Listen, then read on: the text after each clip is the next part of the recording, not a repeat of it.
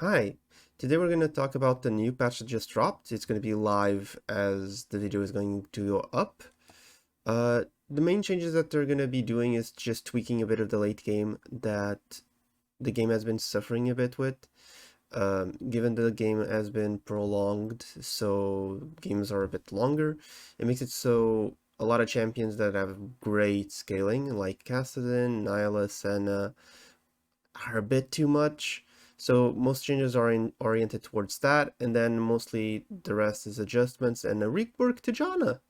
Weirdly enough, they're bringing it back to what she was before, which is actually honestly pretty good.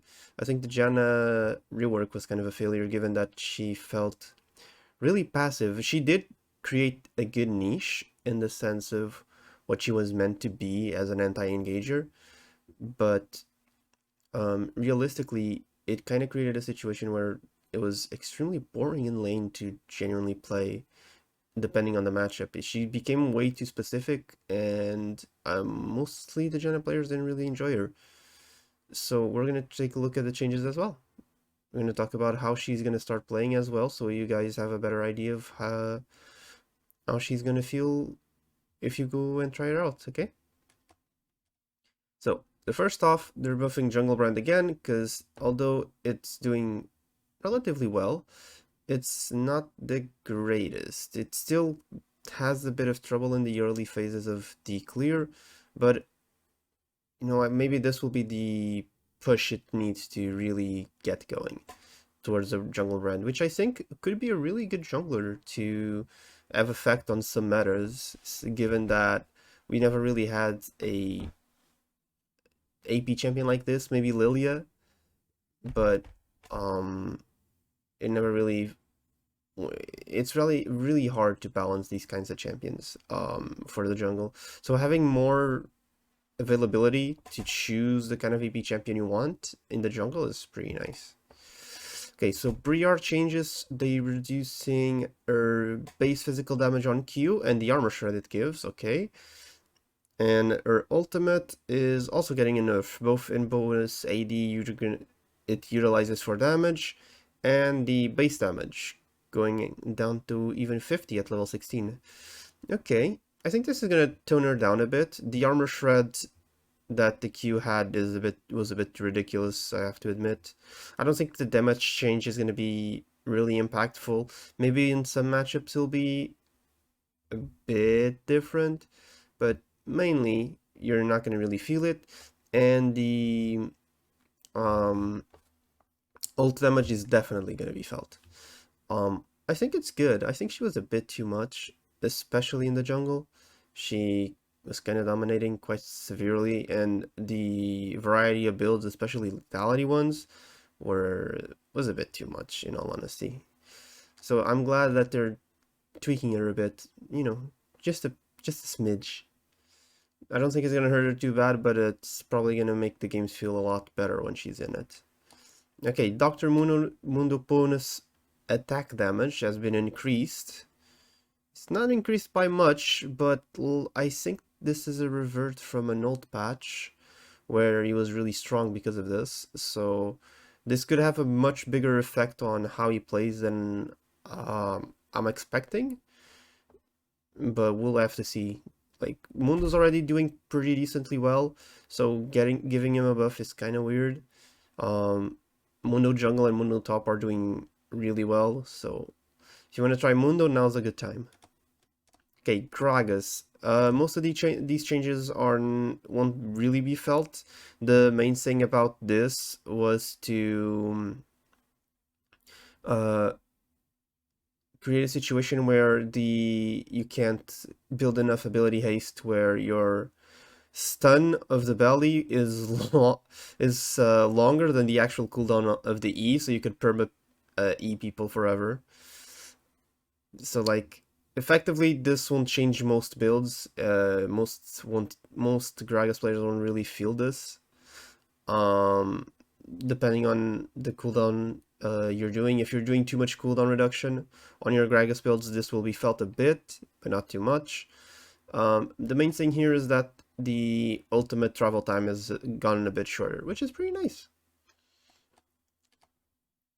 Okay, armor on Graves is going to be going down. That's good. I think he was a bit too riskless with the amount of armor he was gaining from his E passive. I think making it go down gives it a more healthy uh, uh, a more healthy gameplay, because he was just too oppressive and he was controlling the jungle in all in higher elos.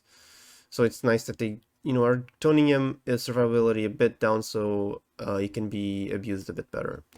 Okay, Janna changes. So these are insanely large changes. Okay, it's a full-blown rework.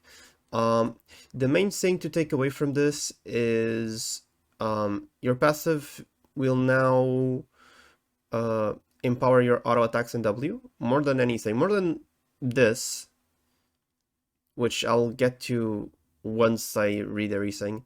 But the main idea is the passive will start giving extra damage to both your W and your auto attacks. Your auto attacks by the situation gained more damage because of the passive, so they reduce their AD, but they increase their attack speed. So you can probably you can cancel your auto attack a lot safer now. They changed a bit of the Q, so it does a lot more damage, so it costs a lot more mana, but has a higher cooldown. So you can't just willy-nilly throw it out like nothing's gonna happen about it. So this becomes your true anti-engage option, not your do damage poke option. W's cooldown has gone down, it's been decreased, which makes it so you can spam it quite more often. With the mana adjustment so it costs less is also a great change for Janna. The damage doesn't seem like it seems like it went down, but in reality, since it now uses your passive boost, it actually went up. So you can actually effectively poke a lot more often, especially with Aerie and Scorch, to make a dent. So it's definitely the ability you at least put 3 points into before you're going into maxing E. Your E, the cooldown reduction was increased, but by benefit of it, it costs less mana, gives a lot more of a shield. And now, instead of having healing and shielding power on the ability once you CC someone afterwards or beforehand, now it will reduce the cooldown after you shield. But remember, it's 20% remaining cooldown. So if you want to utilize this to the best of your abilities, shield someone, immediately try and CC the opponents, either with the W or with the Q. So the way Janna most likely will play now, like I said, is going to be more oriented to poke like she was before. Putting 3 points into E, maxing out into W, I'm sorry, maxing out E afterwards, going Aerie, Scorch, and I guess you can go either Resolve to increase your healing or shielding, or trying to go a little bit more aggressive and go with Cheap Shot, and I guess you can try and take movement speed runes, like Relentless Hunter. That would be interesting. But we'll have to see where she's going to shift to. But given some time, I think she'll find a really good place in the meta, especially now, where it's so poke-oriented and control-oriented. Okay, K'Sante. This change was a hotfix from last patch. It's already been in effect for 2 weeks. Doesn't really matter. K'Sante changes. They changed his AP ratio on his E and on his ultimate, so he isn't so oppressive as he was being since the games naturally became longer. I think it's a good change. I think it'll be fine. I think it fits with what Riot kind of needs to do to have him be balanced. Let's say it like that. Nilah's Q bonus attack speed was decreased because yeah, it was a bit too much. And the damage over time lost bonus AD, and maximum total damage also lost bonus AD. Yeah, same vein as the Kassadin changes. Nilah is a champion that really likes to scale, get to 2-3 items, and be an insane powerhouse. And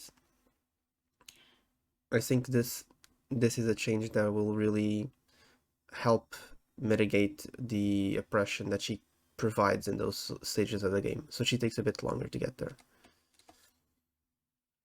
Okay, Rammus. It's a small Rammus buff, yeah. Is that we got a little bit of a buff? I guess they figured the tuning of the last patch was a bit too much, and they decided that it was better to give him some power back. That's fair. I think he did fall off pretty hard. Senna has been strongest champion in the game for quite some time. Now finally being picked up Worlds. I guess who wonder who figured that was gonna happen. But yeah. Anyways, Q damage has been decreased. That's pretty good. And the healing has been decreased as well. That's pretty good. Okay, so she won't be as oppressive in lane. She's still probably one of the best champions in the game, if not the best. But I don't think she's going to be as oppressive as she was before. Okay, Seraphine. It's a nerf. I'd say it's technically a nerf. I guess it's a buff for support Seraphine, but it's a nerf to every other Seraphine. Not by much though, but it will be better at the early stages of the game for sure, where the AP percentage won't matter as much, but later on in the game will definitely matter. Q cooldown has been increased. I think that's good. She was a bit too oppressive. And the W has been weakened on the AP side, which is weirder, but I guess they felt it was a bit too strong, but kind of unfortunate. Okay, Tahm Kench, finally, they're nerfing him. They're putting it at 4% of his bonus health as damage instead of 5%. That's really good, because he was extremely oppressive in top lane. I think he's still going to be a really good counter to some matchups. Like, K'Sante just cannot win against Tahm Kench. If you see someone pick K'Sante and you're playing top, you can just first pick Tahm Kench, and honestly, it's so simple to use, you probably won't even have any troubles with it. So I'm glad that they're doing a little change so he's not as oppressive in lane. Okay, Ziggs got nerfed quite heavily, especially for bot lane. Makes it a lot more dangerous to run, in the sense that it's a lot easier to kill now. So a lot of Ziggs players will have to be a bit more careful with their matchups. The basic attack frame is nice, but it doesn't really do much. Okay, attack speed changes. Some of these are really big, some of these not so much, but the main ones I'd like to point out would be, I think Ahri's one is kind of mediocre, in the sense that it's noticeable. For those who are doing AD Ahri, this is going to be much better, but regular Ahri won't really feel it. Anivia is going to feel nice, really nice actually. And he's going to feel really nice. Cassiopeia is going to feel really nice. Heimerdinger, not really going to feel it, but some might enjoy it. Ivern going to be extremely nice, especially because it doesn't showcase it, but at the highest levels of play, like this really is really good for Ivern. Karthus is also really good for him. LeBlanc's adjustment. Oh, they give her a lot of attack speed ratio. But they just decreased on the speed growth. Okay, but this attack speed ratio being increased is kind of interesting, because I wonder if now AD LeBlanc will be a bit better again. Okay, Lissandra's one is not too bad. Neeko's one's really good, especially for AD top Neeko. It's something I think is pretty good, especially with the changes that they've been doing, but not many people have been using it. I think it'll eventually pop off and people will discover it and really utilize it a ton, but for now it's still relatively unknown. Orianna one barely matters. Rumbles is interesting, especially because he gets to be overheated and not increase his attack speed a ton. This might be an interesting change to be more effective with Rumble jungle. It can do something for matchups on top lane, but not really much. The Rise one is gonna help him CS a bit more, but not something too ridiculous. The main thing of most of these changes, I'm seeing if I see anyone. Okay, Teemo's one's also pretty good. Twisted Fate one's is extremely good. Veigar's one is interesting, but he doesn't really farm with autos. Xerath's one's really good, especially for bot lane. Zillion's one's really good as well, and Zoe's one's decent. So the main thing for most of these is like a lot of these used to take attack speed runes, even for the jungle, um, to maximize the potential to CS, because it was really difficult to CS with most of these champions. So this will create a new dynamic of power for mid, because most of these champions will start to be able to do double AP runes at the beginning of the game, which is quite more considerable power than the usual attack speed. Although some, like I'd say Twisted Fate, and Nico and LeBlanc might still take attack speed, because most of the changes were pretty positive for that exact thing.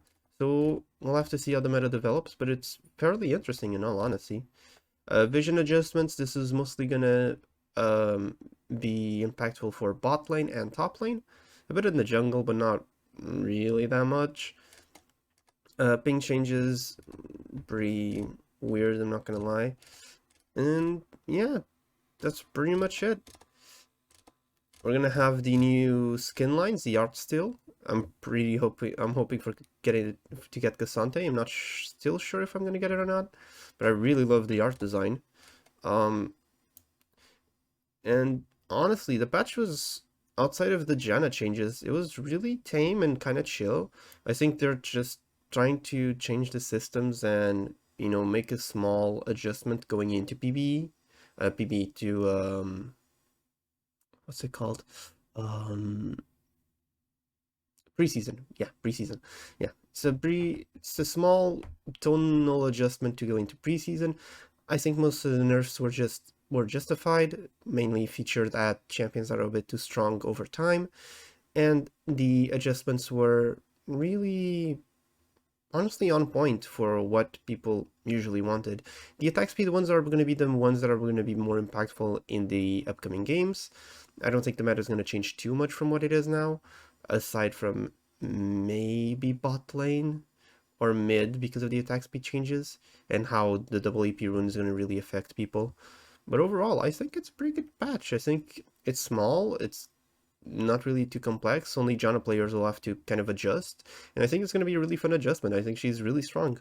I think people will really enjoy this new style of her. So I thank you a ton for watching, and hope you enjoyed, and hopefully this helped you understand how the meta is going to be in the future, at least going into the next few weeks. Hope you have a good one. Bye bye.